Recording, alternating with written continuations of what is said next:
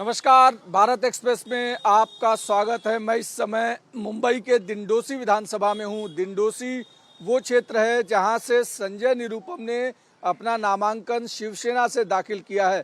संजय निरुपम चूंकि शिवसेना में पहले थे, बाद में वो कांग्रेसी हो गए और उसके बाद फिर से शिवसैनिक हो गए।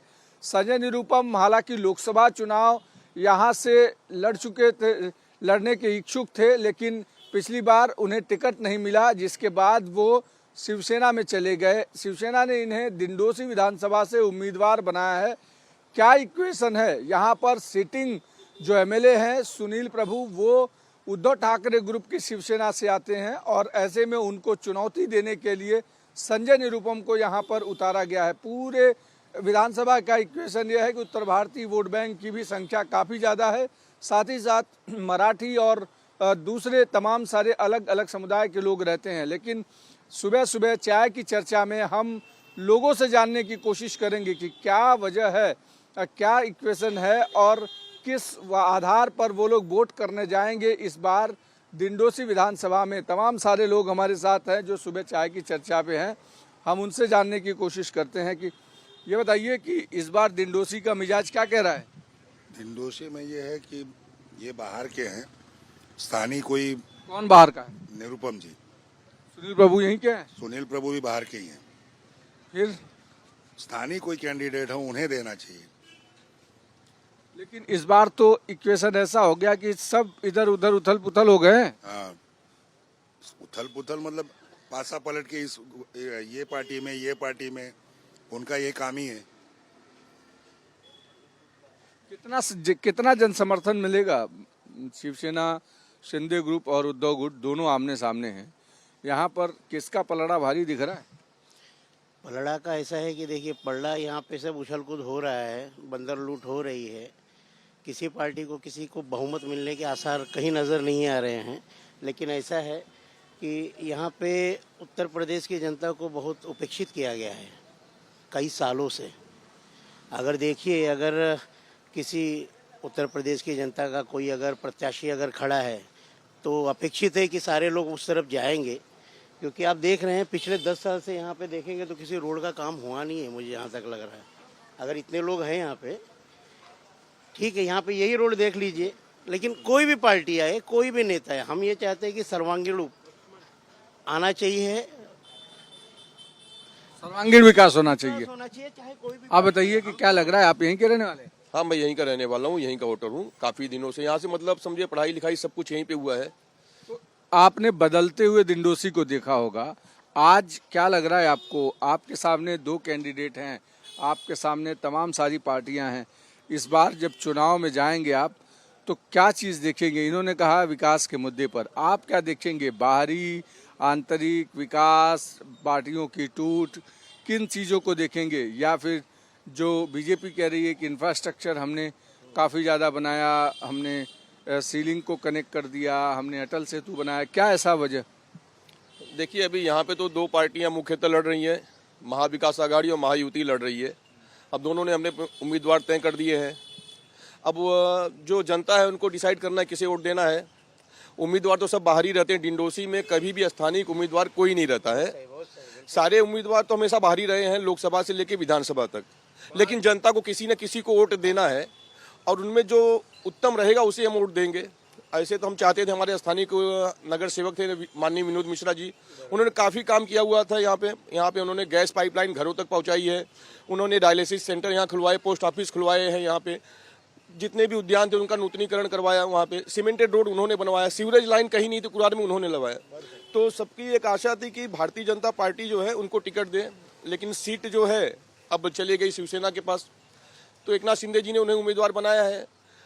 अब भाजपा एक अनुशासित पार्टी है, तो विनोद मिश्रा जी हमें जो निर्णय देंगे हम उनका निर्णय मान्य करेंगे। विनोद मिश्रा के समर्थक? हाँ, हम विनोद मिश्रा के समर्थक हैं। लेकिन कॉमन पब्लिक क्या सोचती है? क्या चाचा, यहाँ पर इस बार किसका पलड़ा भारी है?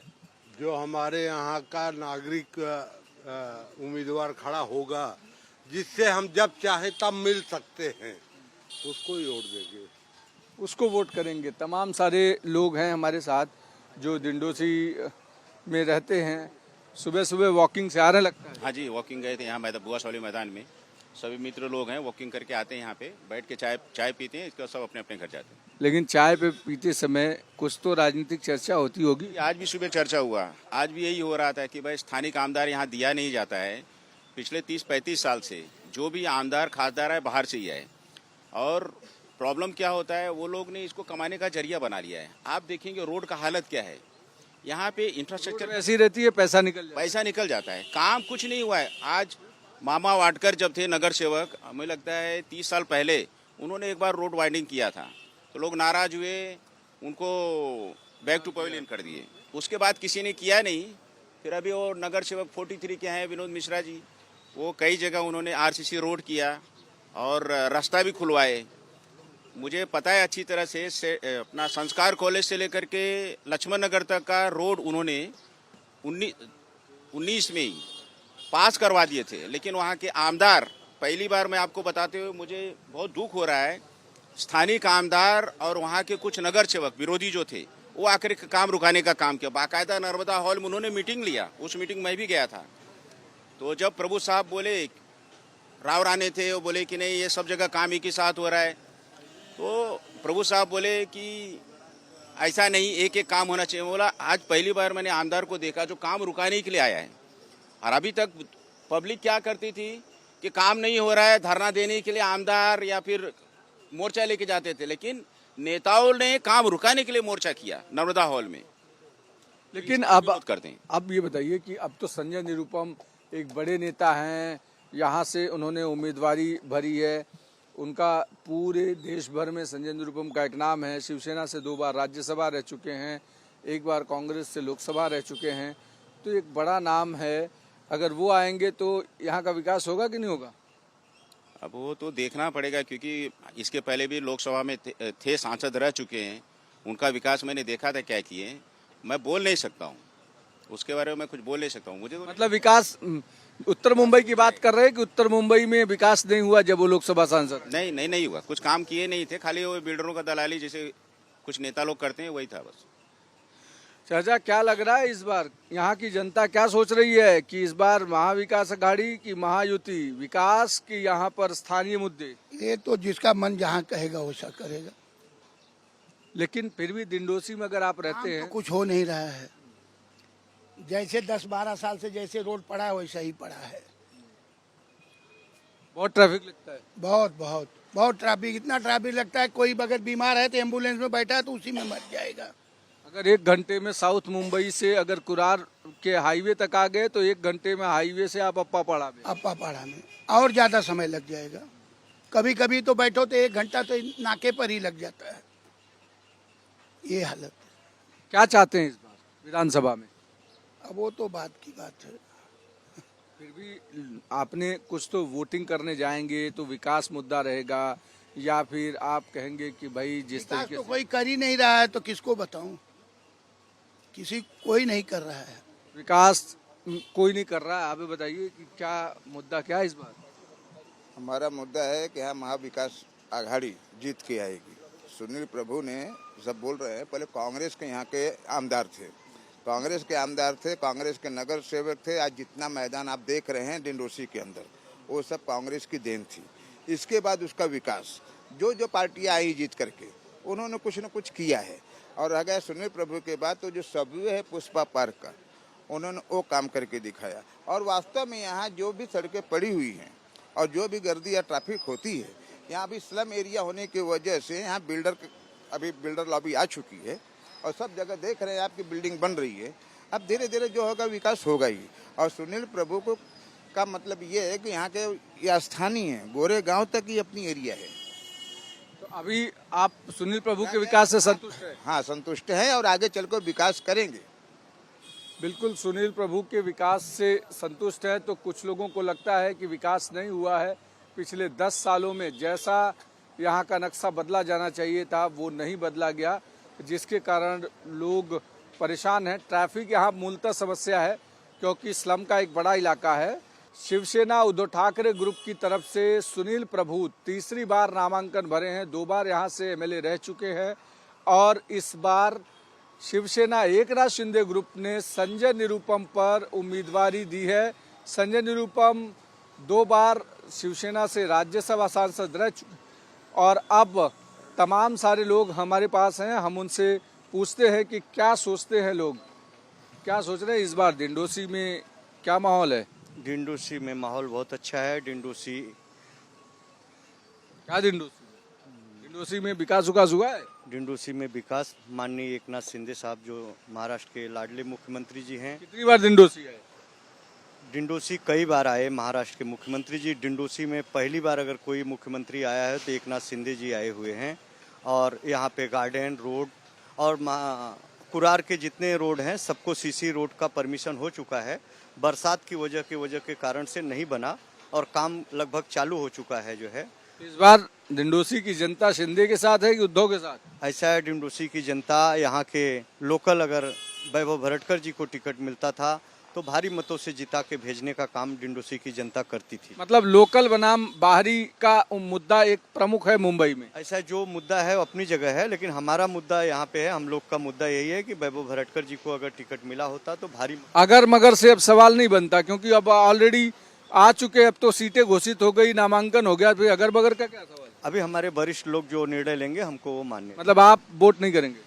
अब जो करना है नहीं करना है वो अलग बात है। हमारे आप बताइए कि स्थानीय और बाहरी ये दो प्रमुख मुद्दे हैं जो यहाँ पर लगातार दिख रहे हैं, उसका असर दिखेगा क्या? बहुत दिखेगा। आप देखेंगे कि बीच में फेसबुक पे ट्विटर पे सब बहुत चल रहा था कि भाई स्थानीय आमदार देंगे तो हम लोग वोट करेंगे, नहीं तो नोटा को। इस बार ज़्यादा चांसेस है नोटा को वोट जाने का। नोटा के चांसेस ज़्यादा हैं कि स्थानीय उम्मीदवारों के नाम पर या पार्टियों के नाम पर वोट होगा? देखिए, मैं एक बार आपको बताया, भाजपा एक अनुशासित पार्टी है, तो इसमें होता ये है कि हमारे जो सर्वोच्च नेता है उनकी बात आदेश का भी पालन किया जाता है। हालांकि वोटर नाराज है, स्थानिक मुद्दे हैं, मिश्रा जी को टिकट नहीं दिया गया है, हम नाराज बहुत है। मिश्रा जी हमें जो बोलेंगे, जो उनका आदेश रहेगा उसका पालन करेंगे। फिर नोटा को देना है या पार्टी को देना है वो मिश्रा जी। अब आप नहीं डिसाइड करेंगे, मिश्रा जी डिसाइड। इसका मतलब मिश्रा जी के आप समर्थक हैं, थोर समर्थक? हाँ, हम घोर समर्थक मिश्रा जी के हैं। बिल्कुल।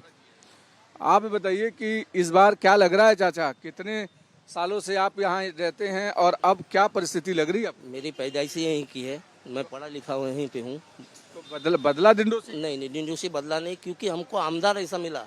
जैसे सांसद मिलते हैं, क्षेत्रफल बड़ा रहता है, कहीं काम किए कहीं नहीं किए, लेकिन आमदार का काम कुछ दिखा नहीं हमको यहाँ पे। 10 सालों में नहीं दिखा? नहीं, रोड बीट का काम देख लीजिए, आप देख लीजिए रोड। मैं तो तो इस बार नया जो उम्मीदवार आया है उससे कितना उम्मीद है? वो सांसद था, उसने भी क्या काम किया हमको कुछ पता नहीं है। अभी टाइम है, समय है, सोचेंगे, देखेंगे। मतलब अभी पत्ते नहीं खोलेंगे? नहीं, अभी समय है। पत्ते नहीं खोलेंगे। आप बताइए कि आपने पत्ता खोल दिया, इस बार महाविकास आघाड़ी की विकास आघाड़ी भरघोस मतों से विजयी होगी। क्यों? अभी ये तो बोल रहे हैं कि विधायक का कोई काम। पॉपुलेशन के बारे में देखा जाए तो लोकसभा की जो चुनाव हुई थी 40% अगर महाराष्ट्रियन है तो 30% उत्तर भारतीय हैं और 11% में मीडियन है। सबका समीकरण करने के बाद 50% जो मतदान या 60% जो मतदान होता है, उस हिसाब से हमने लोकसभा को देखते हुए और उसके पहले के, आज मैं कम से कम नहीं तो यहाँ की पैदाइश भी हो, यहाँ से क्वालिफाइड हो और यहाँ की जनता के बारे में, यहाँ जब कुछ नहीं था, जो कोई भी बोलता हो कि सुनील प्रभु ने नहीं किया, अभी ये जो पिपरी पहाड़ अभी जो पहाड़ की डोंगर गिरा था तो वहाँ के लोगों को भी यहीं स्थानीय यहीं पर निवास दिया, यहीं पर निवास दिया है। इसके अलावा उन्होंने बड़ा बड़ा काम किया। रह गई सत्ता की बात, अभी जीत हार तो किसी के हाथ में है नहीं, लेकिन यह है कि यहाँ बहुत अच्छी लड़ाई होगी और यहाँ स्थानीय बनाम जो बाहरी की चर्चा चल रही है, तो जो स्थानीय में सुनील प्रभु भी आते हैं क्योंकि हमारा गोरेगांव तक है। गोरेगांव तक सुनील प्रभु स्थानीय है, संजय निरुपम बाहरी। संजय निरुपम तो यहाँ से सांसद ही, यहाँ से तो सांसद ही लड़ चुके हैं।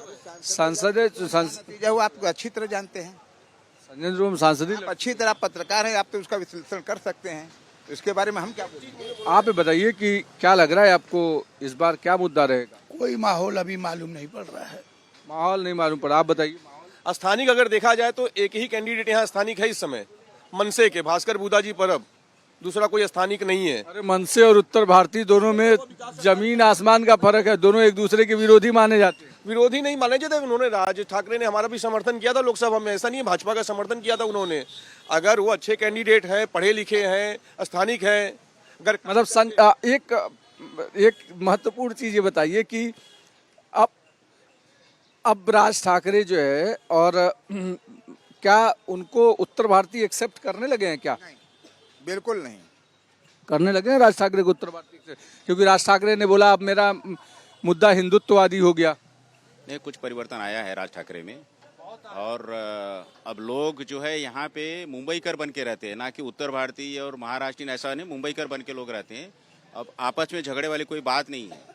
ये स्थानिक मुद्दा था, स्थानिक देना चाहिए था। और रही बात जो भी आमदार खासदार, इसमें कीर्तिकर साहब भी आते हैं, सुनील प्रभु जी भी आते हैं। आप देख लीजिए, सीवर लाइन कुरार में नहीं आया। ये 10 साल रहने के, और कीर्तिकर साहब थे कम से कम 15 साल। उसके बावजूद ना सीवर लाइन आया, ना आरसीसी रोड हुआ, ना कुरार में दिंडोसी में हॉस्पिटल एक भी आया। विकास के नाम का कोई नामो निशान नहीं है। इसके लिए हम चाहते हैं कि परिवर्तन होना चाहिए। परिवर्तन होना चाहिए। आप ये बताइए चाचा, पहले के मुकाबले अब लग रहा है कि अब विकास होगा या विकास होने वाला है? होगा वो तो ऊपर वाला जाने। लेकिन एक चीज मैं आपसे पूछता हूँ कि आप संजय निरूपम के पक्ष में क्यों बात कर रहे हैं? संजय निरूपम तो अच्छे नेता है, बड़े नेता। नहीं, संजय निरूपम क्यों नहीं? हाँ, आपको सबके बारे में बात करना चाहिए ना। मैं तो पूछ रहा हूँ कि इस बार क्या मुद्दा रहेगा, क्या किस आधार? तो मुद्दा बताया ना, जो यहाँ का स्थानीय नेता होगा, जिससे हम जब चाहे तब मिल सके, उसको लाना है हमें। क्या मुद्दा है इस बार? चाचा जो बोले वो जैसे आपने पूछा कि जो मिश्रा जी बोलेंगे वही करोगे, तो आप भी तो वही बोल रहे हो। संजय निरूपम बोलेंगे वही करो। बार बार संजय निरूपम जी का नाम ले रहे। अब आखिरी सवाल बताओ कि यहाँ पे क्या मुद्दा लग रहा है? मुद्दा बस यहाँ का स्थानीय आना चाहिए, बस स्थानीय आना चाहिए। बिल्कुल। तो दिंडोसी विधानसभा में जो प्रमुख मुद्दा है वो विकास के साथ साथ स्थानीय वर्सेस बाहरी दिखाई पड़ रहा है, क्योंकि यहाँ पर संजय निरूपम को भी लोग बाहरी मानते हैं। सुनील प्रभु का 10 साल का कार्यकाल से भी लोग संतुष्ट नहीं है। लेकिन अब उनके पास 2 ही ऑप्शन बड़े हैं, या तो संजय निरूपम जिसको महायुति के साथ जाना है वो जाएंगे, या फिर महाविकास आघाड़ी के साथ सुनील प्रभु के साथ जाएंगे। लेकिन उनके पास तीसरा विकल्प भी नोटा है। अब यहाँ के मतदाता तय करेंगे कि उन्हें किस आधार पर किसको वोट करना है।